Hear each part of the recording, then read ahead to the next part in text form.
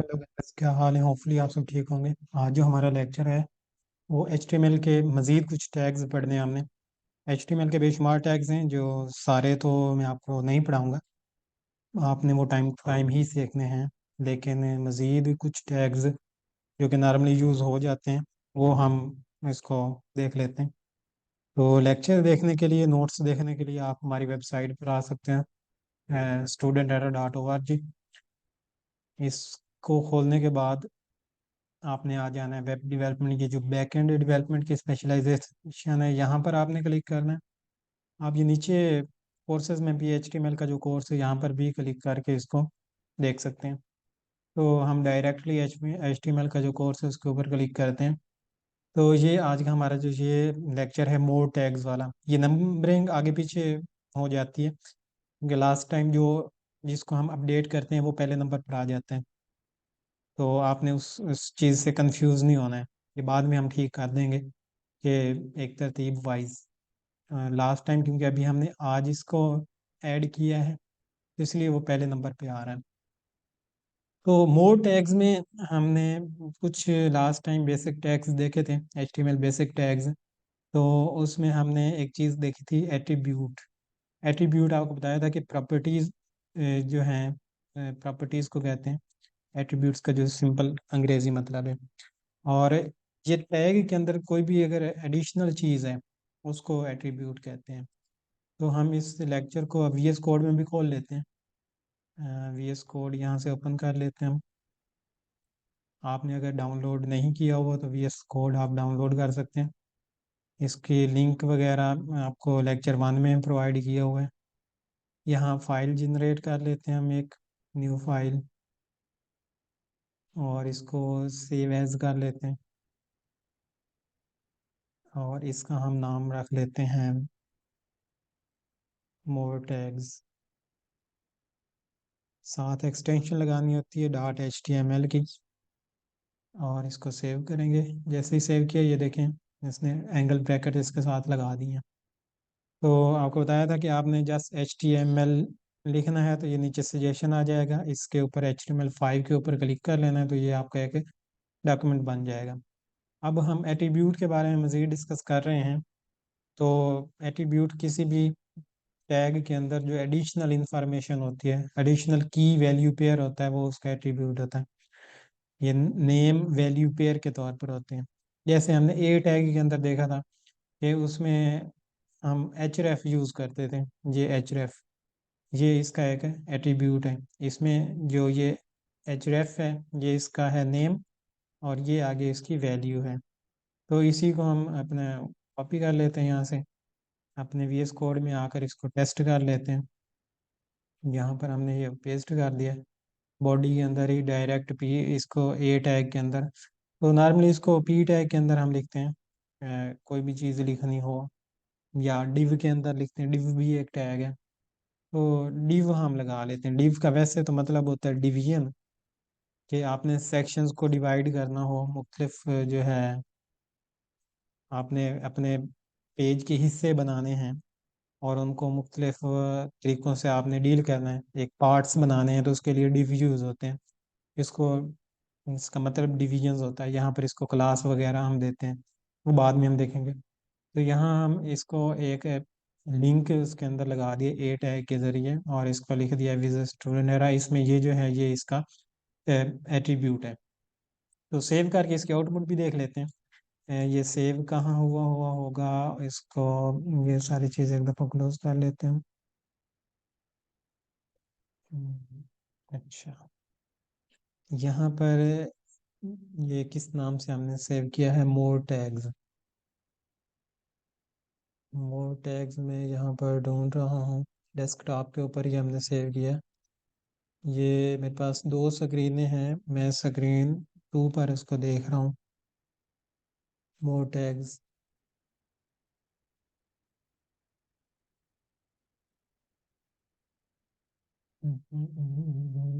अच्छा।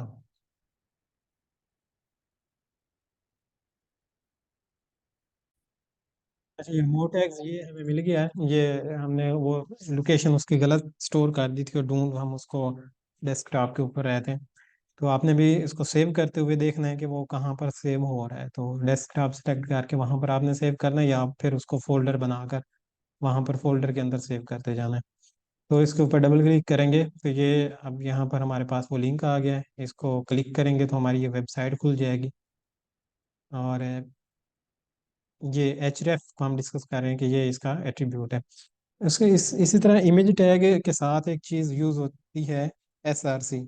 तो जो SRC है वो भी एक एट्रीब्यूट ही होता है। कोई भी चीज़ जो एक फर्स्ट टैग के अंदर, उस टैग के अलावा कोई भी जो की वैल्यू पेयर या नेम वैल्यू के तौर पर यूज़ होता है, वो उसका href होता है। अब इसमें जो SRC, यानी कि इसको बोलते हैं पाथ, इमेज का पाथ। तो ये डिफरेंट तरह के इसको हम दे सकते हैं। या तो हम किसी लाइव वेबसाइट से इमेज कॉपी करके उसका पाथ भी दे सकते हैं। मिसाल के तौर पर जैसे हम इसमें हम लिख लेते हैं एक इमेज अब ऐड करते हैं हम, उसके लिए इमेज टैग आपने यूज़ करना है। और SRC में आपने कोई भी किसी भी वेबसाइट पर जाकर उसका इमेज उसके इमेज का URL दे देना। मिसाल के तौर पर हम इस लोगो का URL यहाँ से कॉपी करते हैं, तो राइट क्लिक इसके ऊपर आप करेंगे। किसी भी इमेज को कॉपी करने के लिए उसका URL राइट क्लिक करके आप उसको ये कॉपी इमेज एड्रेस ये भी कर सकते हैं, या यहाँ से इंस्पेक्ट करके भी आके उसका उसमें पाथ देख सकते हैं। तो हम इसको सिंपल यहाँ से कॉपी इमेज एड्रेस करते हैं, देखते हैं क्या कॉपी हुआ है। इसको हम यहाँ न्यू टैब में यहाँ पर पेस्ट भी करके देख लेते हैं। ये वो नहीं कॉपी हुआ, हाँ उसने सिर्फ उसके इमेज का जो है वो वेबसाइट का पाथ कॉपी किया है। इसको इंस्पेक्ट करके ही हमें इमेज निकालना पड़ेगा। इंस्पेक्ट किया, और यहाँ पर ये जो है इसके ऊपर होवर करने से ये ऊपर ये वाला जो है ये इसका आ रहा है सोर्स, करंट सोर्स। तो इसके ऊपर हम क्लिक करेंगे तो ये इसने वेबसाइट को होल इसके इमेज का जो ऊपर URL है उसको होल कर दे दिया। तो ये वाला URL हम यूज़ करेंगे अपने इस डॉक्यूमेंट के अंदर। यहाँ मैंने कॉपी किया हुआ है, यहाँ इसको पेस्ट कर देंगे और सेव करेंगे। तो अब हम इसको देखते हैं कि किस तरह का आ रहा है हमारे पास। इसको मिनिमाइज करेंगे सारे को, इसको डबल क्लिक करके दोबारा ओपन करेंगे, और ये देखें ये यहाँ पर हमारा जो है इमेज वो यहाँ डिस्प्ले होने लग गया है। अब ये इमेज लिया है मैंने अपनी वेबसाइट से, यहाँ से स्टूडेंट एरा का जो लोगो है वो कॉपी करके मैंने यहाँ पर लगाया है। तो इस इमेज को बोलते हैं, इस तरह जो पाथ लगाते हैं उसको बोलते हैं एब्सोल्यूट पाथ। इनके कंप्लीट उसका जो है फुल पाथ जो एग्जैक्ट वही रहेगा, चेंज नहीं होगा। ये भी एक एग्जांपल में दिया हुआ है, इसको भी हम न्यू टैब में ओपन करके देख लेते हैं कि इसमें ये सही पाथ है या नहीं। तो ये इमेज का पाथ सही नहीं दिया हुआ हमारे एग्जांपल में, ये एग्जिस्ट नहीं करता। तो ये जो इमेज का पाथ है ये वाला, ये एग्जैक्ट पाथ है। इस किसी भी वेबसाइट पर जो इमेज अपलोड हुए हुए होते हैं उनका हम इस तरह अपनी वेबसाइट में भी लगा सकते हैं। कोई भी वेबसाइट आप खोलें उसके ऊपर राइट क्लिक करके उसके सोर्स में जाकर वहां से उसका इमेज का जो पाथ है वो लिया जा सकता है। ये जस्ट एग्जांपल दी हुई है आपको समझाने के लिए। इस तरह एब्सोल्यूट पाथ ये होता है, मतलब फुल जो एक्सटर्नल वेबसाइट का आप जो इमेज का पाथ देते हैं। दूसरा होता है रिलेटिव पाथ, जो हम अपनी वेबसाइट पर इमेजेस को अपलोड करके अपने कंप्यूटर का जो पाथ देते हैं। जब हम वेबसाइट को लाइव करते हैं तो एक किस्म का वो कंप्यूटर के ऊपर ही लाइव होता है। तो यहाँ पर हम एक और इमेज में यहाँ पर लगाता हूँ, और यहाँ पर मैं पाथ देता हूँ अपने जो डेस्कटॉप के ऊपर कोई इमेज पड़ा है। कौन सा इमेज पड़ा है डेस्कटॉप के ऊपर? यहाँ पर डेस्कटॉप के ऊपर मुझे एक इमेज, ये DP के नाम का एक पड़ा है, ये वाला। ये मैं वहाँ लगा देता हूँ। यहाँ पर मैं लिखता हूँ DP, और इसको सेव करेंगे। तो यहाँ पर हमारा जो डॉक्यूमेंट है इसको हम रिफ्रेश करेंगे तो ये देखिए नीचे DP उसने पिक कर लिया। तो अब इन दोनों पाथ में फ़र्क ये है कि ये है रिलेटिव पाथ जो कि हमारे सिस्टम पर है, कि जो यहाँ पर आपकी ये ये फाइल जहाँ पर आपने सेव की हुई है डेस्कटॉप के ऊपर सेव की हुई है, और वहीं पर आपने वहीं पर इमेज भी पड़ा है, तो इसलिए ये फाइल की डायरेक्टरी में ही है, सेम डायरेक्टरी में है, मतलब दोनों ये डेस्कटॉप में है। अगर ये किसी आगे फोल्डर में पड़ा हो और फाइल भी फोल्डर में पड़े हो, तो फिर हमें इस तरह करके फोल्डर्स का नाम देकर फिर आगे उसका वो देना पड़ता है। और इसका हम फोल्डर बनाकर उसमें चेक कर लेते हैं। मिसाल के तौर पर ये डेस्कटॉप के ऊपर ही मैं फोल्डर एक बनाता हूँ, और उसका मैं नाम रख लेता हूँ फोल्डर। यहाँ से न्यू फोल्डर हम क्रिएट कर लेते हैं और इसका नाम रख लेते हैं HTML5। और ये जो मेरी फाइल है ये वाली मोड टैग्स वाली, इसको भी मैं इसमें मूव कर देता हूँ, और इस डीपी के इमेज को भी इसमें मूव कर देता हूँ। और इस फाइल को ओपन करके हम देखते हैं, तो ये देखें ये मोड टैग्स और ये डीपी डॉट जेपीजी यहाँ पर पड़ी है।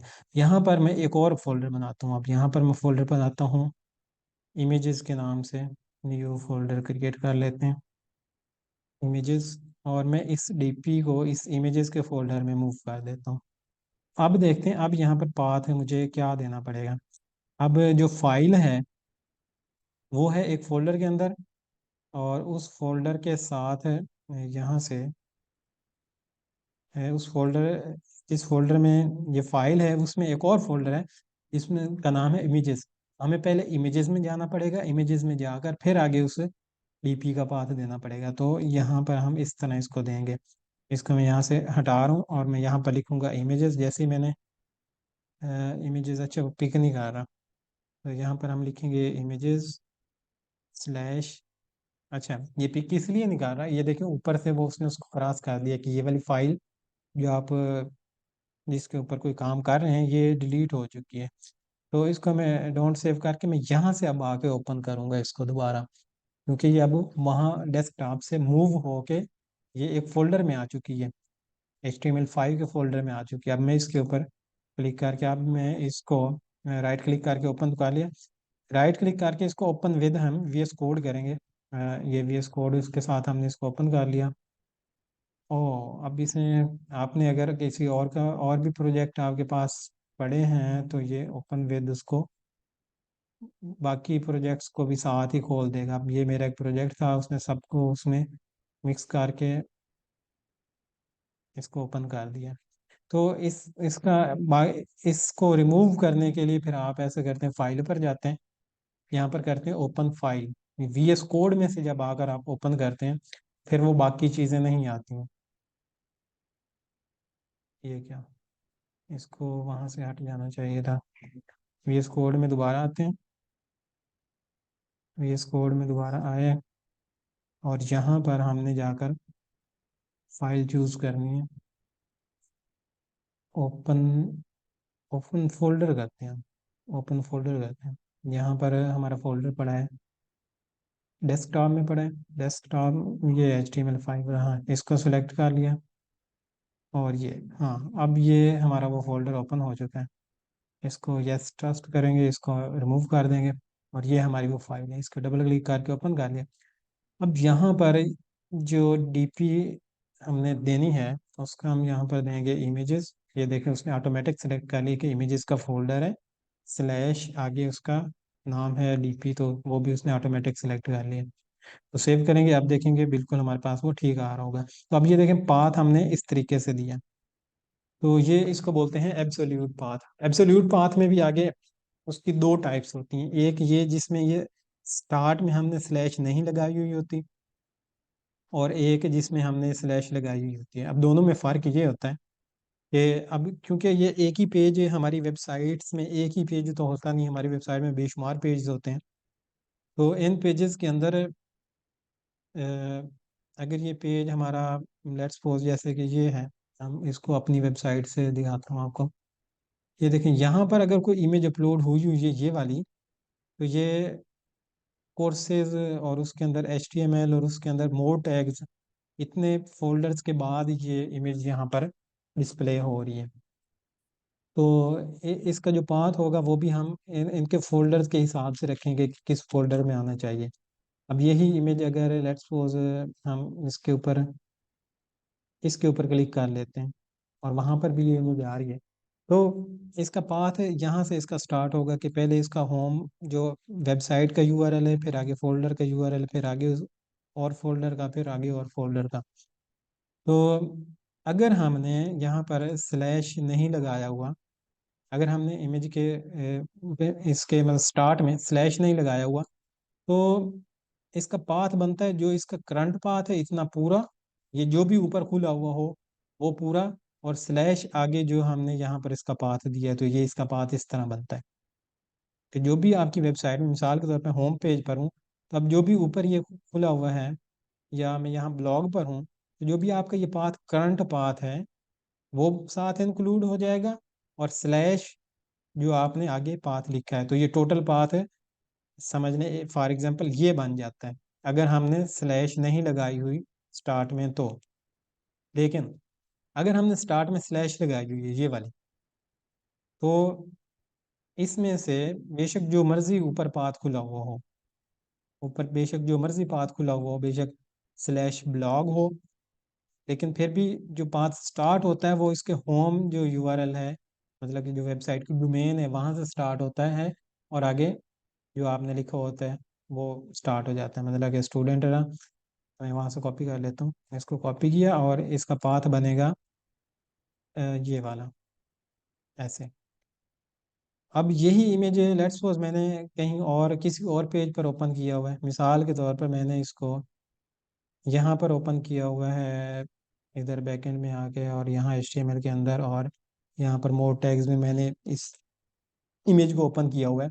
तो अब इसका पाथ ये पूरा नहीं बनेगा, बल्कि इसका पाथ सिर्फ यही बनेगा, बेशक आगे जो मर्जी है इसका पाथ सिर्फ यही बनेगा, ये वाला होम उसका जो वेबसाइट की डोमेन है वो, और आगे जो आपने पाथ दिया हुआ है डोमेन, और आगे जो आपने पाथ इमेजेस और स्लैश ये दिया हुआ है।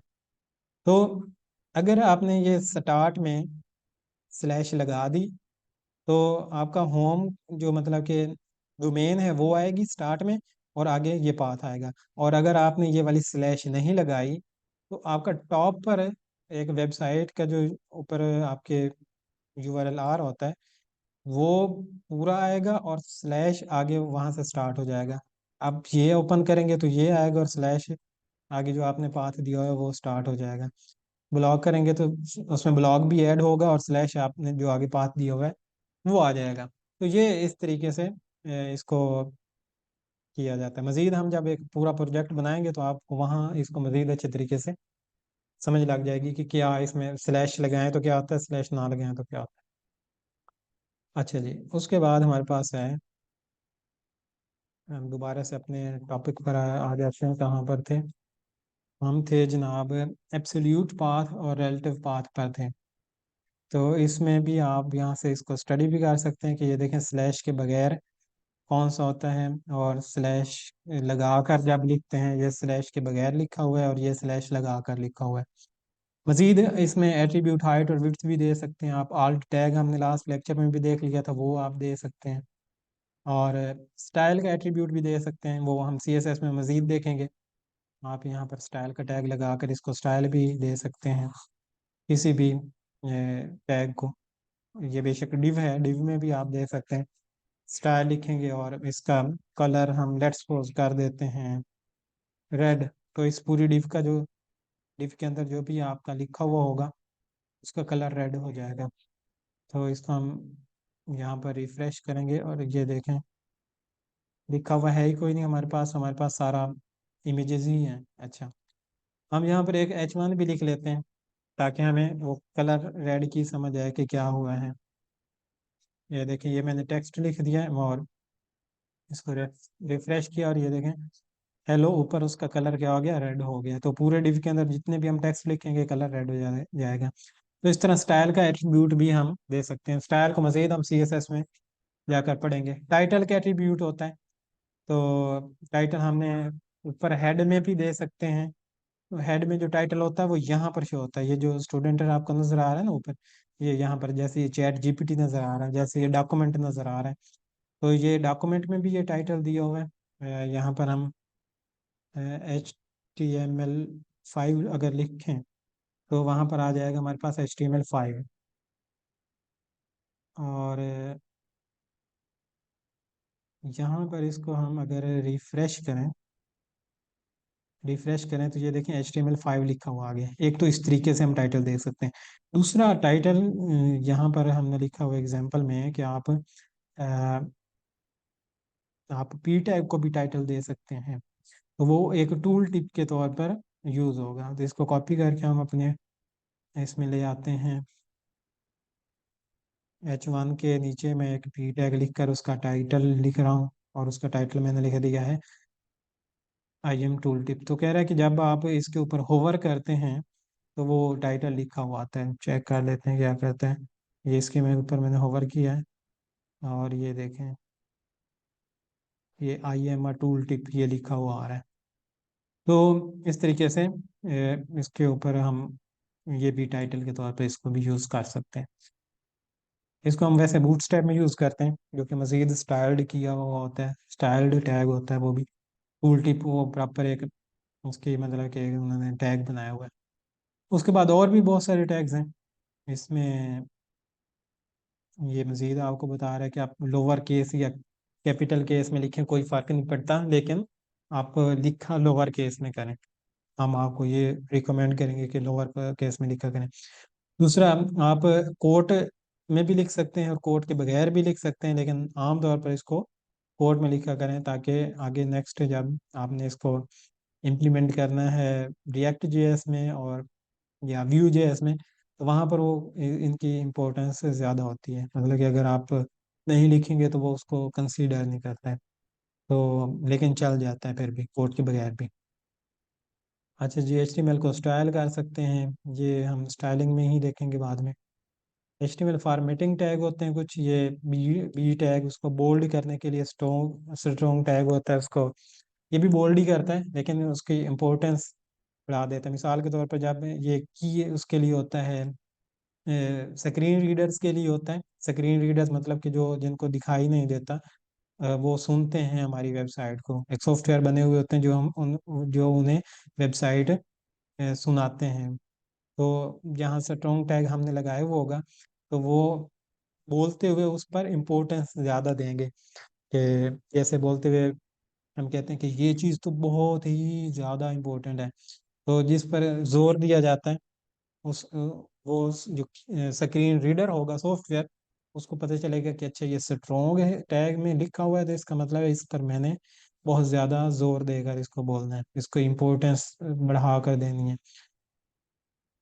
अच्छा, इसी तरह ये अटैलिक आई टैग होता है अटैलिक करने के लिए। EM टैग ये भी इम्फासाइज करने के लिए और उसको अटैलिक करने के लिए भी, मतलब उसको अटैलिक तो बना देते हैं ये भी, लेकिन उस पर मज़ीद उसको की स्क्रीन रीडर के लिए ये हेल्प आउट कर देता है। इसी तरह ये और भी टैग्स हैं, मार्क टैग। ये आप सब आपने इसको ट्राई करना है अपने डॉक्यूमेंट में।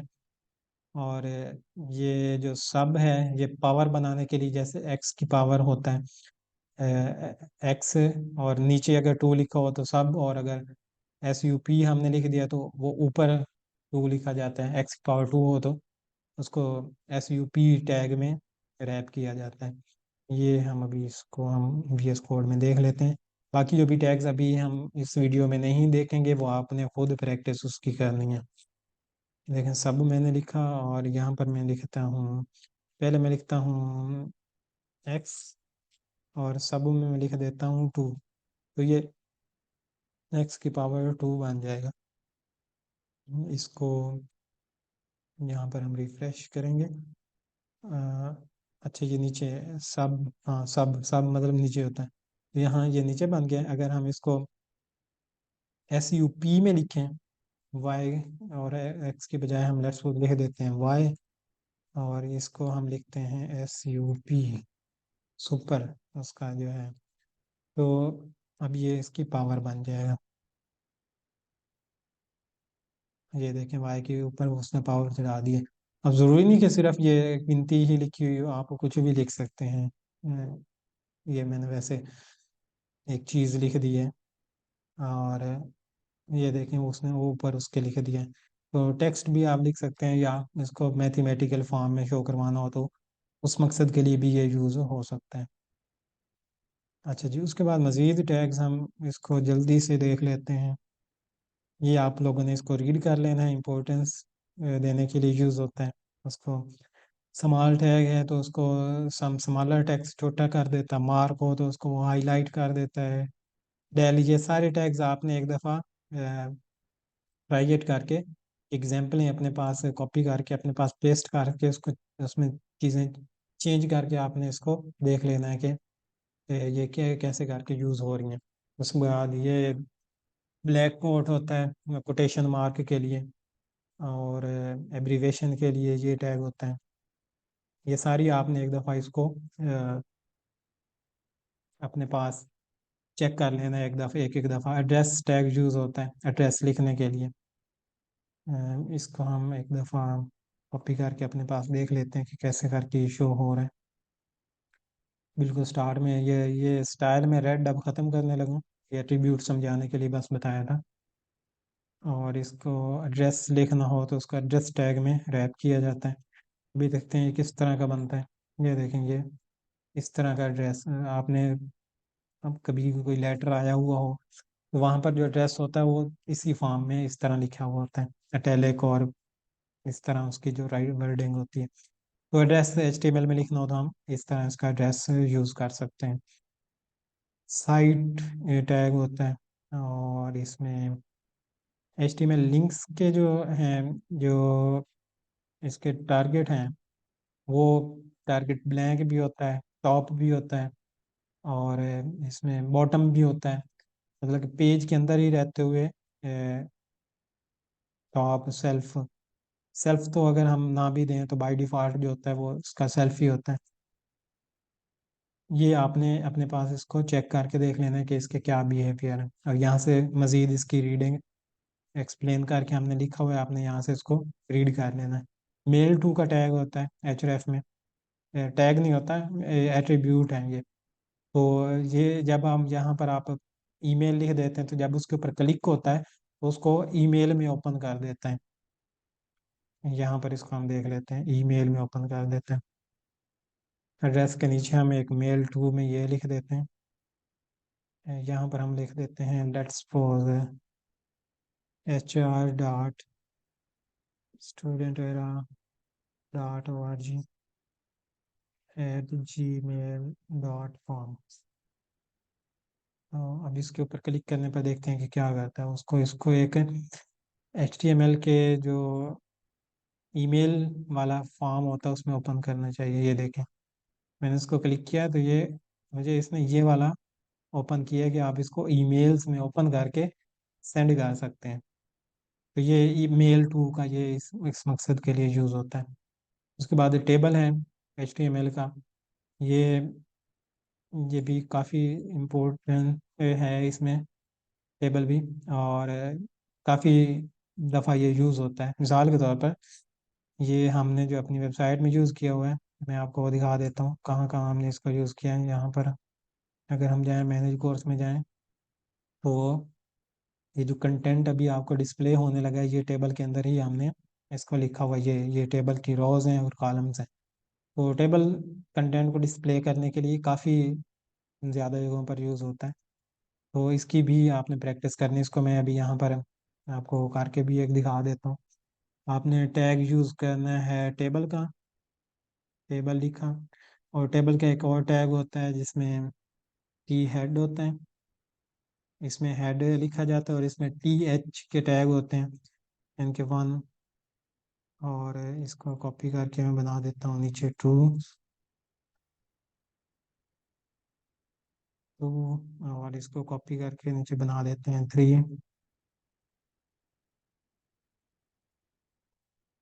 अच्छा जी, अब ये टी हेड हमने लिख दिया, और एक और इसका टैग होता है टी बॉडी।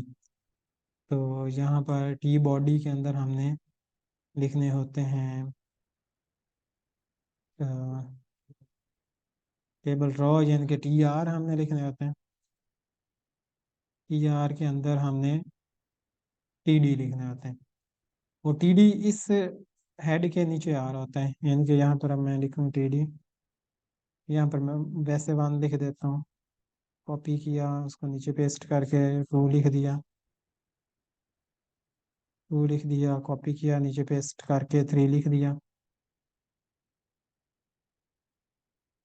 और मज़ीद रो भी बनाई जा सकती है, एक और रो भी अगर हम लिख दें, तो इसको 11 कर देते हैं, इसको 12, और इसको हम कर देते हैं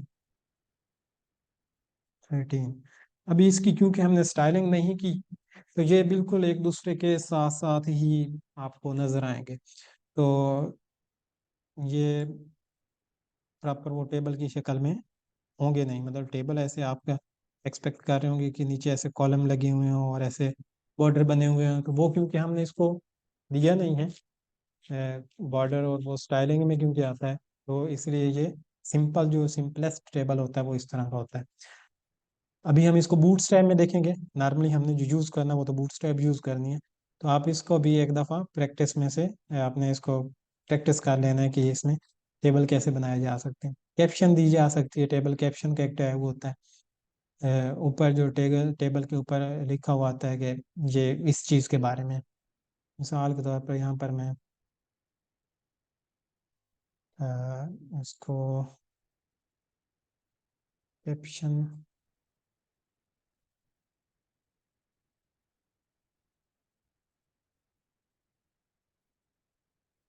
क्या नाम लिखें इसका, हम नाम लिखते हैं जी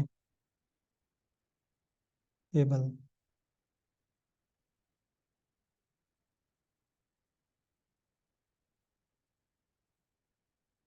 और रिफ्रेश करते हैं।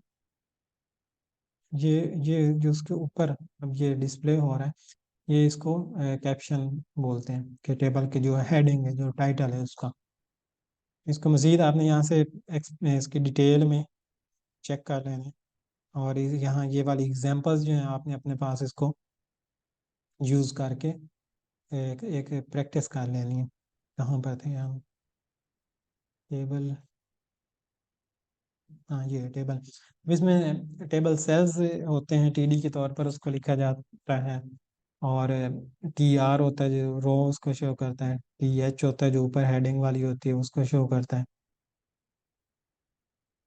अच्छा, ये बॉर्डर, ये भी आप लगा के उसको चेक कर सकते हैं कि टेबल प्रॉपर वो सही बना है या नहीं बना।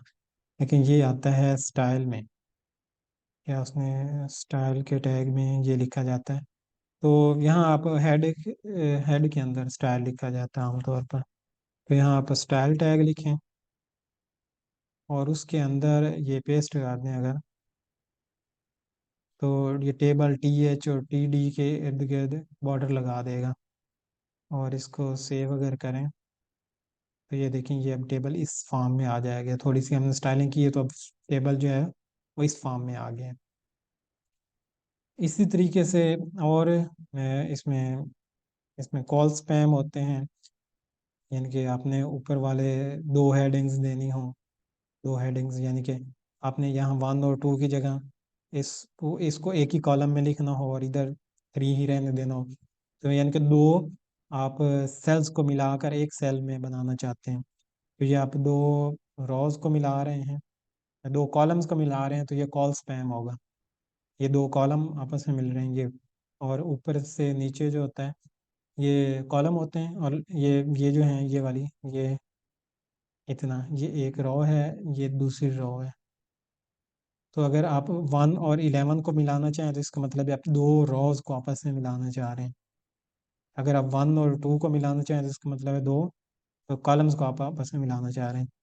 तो ये बाकी सारे आपने इसको यहाँ से एक दफ़ा रिव्यू कर लेना है। ये कॉल स्पैम को मज़ीद हमने एक लेक्चर में एक्सप्लेन भी किया हुआ है यूट्यूब चैनल पर, आपने वो भी चेक कर लेना है, आपको ये डिस्क्रिप्शन में भी आ जाएगा। आप मज़ीद टेबल्स को सिर्फ उसमें उस लेक्चर में सिर्फ टेबल्स और कॉल स्पैम को ही एक्सप्लेन किया हुआ है, तो वो भी आपने चेक कर लेना है। तो आज के लिए इतना ही है। अल्लाह हाफिज़।